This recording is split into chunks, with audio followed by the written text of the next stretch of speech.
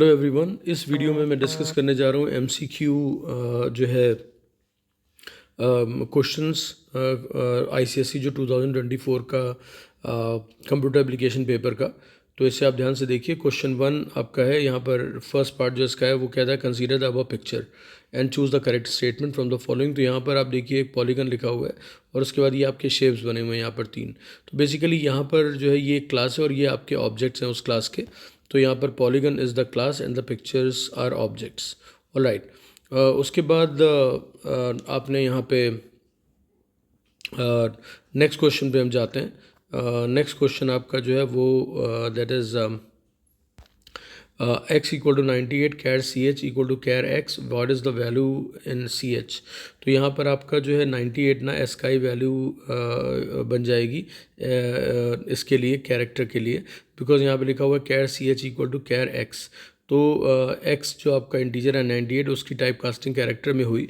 तो और यहाँ पर जब कैरेक्टर जाएगा, कौन सा कैरेक्टर जाएगा, तो 98 आपकी जो है एस का ही वैल्यू है। यहाँ पर आप देखिए किस कैरेक्टर की है, वो है स्मॉल बी की। तो यहाँ पर करेक्ट आंसर आपका बी होगा। उसके बाद स्टूडेंट्स यहाँ पे देखिए output of the statement consideration आपकी एक स्ट्रिंग है डॉट इंडेक्स ऑफ। तो यहाँ पर इंडेक्स ऑफ टी लिखा हुआ है इज़। तो यहाँ पर हमने सारे ये जो भी इंडेक्स थे वो लिख लिए और इसमें हमने देखा जो फर्स्ट टाइम टी अकर हुआ है, टी कहाँ पर अकर हुआ, फर्स्ट अकरेंस की कहाँ पर है 6 पे। तो करेक्ट आंसर आपका यहाँ पे सी हो जाएगा। उसके बाद हम जाते हैं फोर्थ पार्ट क्वेश्चन पे, the access specifier that gives least accessibility is. तो यहाँ पर सबसे कम एक्सेसिबिलिटी जो है वो बेसिकली कौन सा एक्सेस स्पेसिफायर देता है, वो है प्राइवेट। तो करेक्ट ऑप्शन आपका डी हो गया। उसके बाद स्टूडेंट्स यहाँ पे देखिए output of the statement talent compare to genius right is. तो यहाँ पर देखिए पहले कैरेक्टर ही दोनों के डिफरेंट है, तो टी और जी का दोनों के स्काई वैल्यू यहाँ पर इसमें इनको सब्ट्रैक्ट हो जाएगा। तो टी का स्काई वैल्यू से जी की स्काई वैल्यू जो सब्ट्रैक्ट होगी तो यहाँ पर आंसर आएगा 13। उसके बाद जो फोर्थ आपका है, which of the following is an escape sequence character in Java. तो यहाँ पर एस्केप सीक्वेंस आपका टी है, जो \t वो आपका करेक्ट ऑप्शन है। उसके बाद यहाँ पर आपको if A greater than B and B greater than C, तो ए यहाँ पर बी से बड़ा है और B in turn is bigger than C, तो then the largest number is. तो यहाँ पर लार्जेस्ट नंबर आपका ए हो जाएगा, करेक्ट ऑप्शन आपका सी है।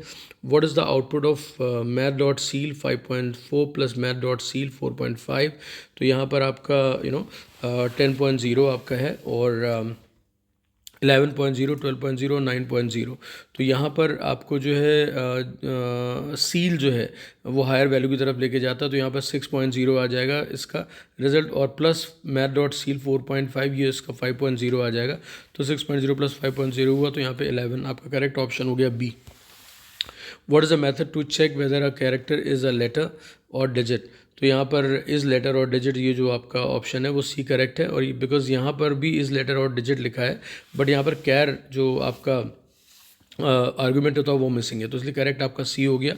उसके बाद extension of Java source code file is. तो यहाँ पर सोर्स कोड फाइल का एक्सटेंशन जो वो है डॉट जावा, तो यहाँ पे Java D is the correct answer. उसके बाद 11th क्वेश्चन जो है, the number of bytes occupied by a character array of 4 rows and 3 column. तो यहाँ पर 4 × 3 हुआ, तो यहाँ पर 12 आ गया। टोटल बाइट्स आपकी जो हैं वो निकालने के लिए हमें इस नंबर ऑफ एलिमेंट को मल्टीप्लाई करना पड़ेगा जो नंबर ऑफ बाइट ऑक्युपाई करता है कैर ऑक्युपाई करता है 2। तो यहाँ 12 × 2 आपका 24, तो 24 आपका that is going to be the B will be the correct answer. Okay right, क्योंकि कैरेक्टर जो जावा में है वो आपका सिंगल जो कैरेक्टर है वो 2 बाइट्स लेता है, तो करेक्ट ऑप्शन आ गया 12 × 2 दैट इज़ 24। उसके बाद स्टूडेंट्स यहाँ पे नेक्स्ट क्वेश्चन, इस क्वेश्चन के बाद आप देखिए यहाँ पे विच of the following data type can be used with cannot be used with switch. तो यहाँ पर स्विच के साथ कौन सा डेटा टाइप यूज़ नहीं कर सकते, डबल आप यूज़ नहीं कर सकते, तो करेक्ट ऑप्शन आपका डी हो गया। उसके बाद which of the following are the entry control loop.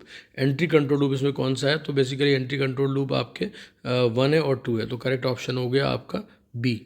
उसके बाद then method which reverses a given number is, तो इम्प्योर मेथड है because that is modifying the state of the object, number को हम मॉडिफाई कर रहे हैं, तो इम्प्योर मेथड हो गया। उसके बाद if the name of the class is yellow what can be the possible name for its constructor, तो देखिए name of the class and constructor is same, तो येलो यहाँ पर वाई कैपिटल है, तो यहाँ पर आप देखिए करेक्ट ऑप्शन आपका डी हो गया। उसके बाद we talk about the next part, तो यहाँ पर invoking a method by passing the object of the class is termed as, तो जब हम ऑब्जेक्ट एक क्लास के पास करते हैं तो यहाँ पर बेसिकली रेफरेंस हो जाएगा, बिकॉज ये नॉन प्रिमिटिव डेटा टाइप की बात हो रही है, तो यहाँ पर करेक्ट आंसर होगा कॉल बाय रेफरेंस। ओके, तो ए यहाँ पर करेक्ट ऑप्शन है।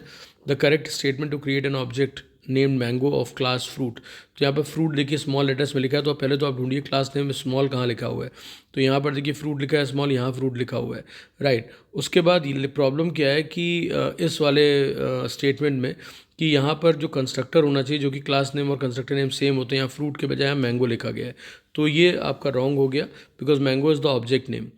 तो हमारा करेक्ट ऑप्शन हो गया बी, बिकॉज यहाँ पे लिखा है class name that is fruit small letters में, उसके बाद मैंगो इक्वल टू, और यहाँ पे देखिए ऑब्जेक्ट नेम भी मैच कर रहा है, mango small letter equal to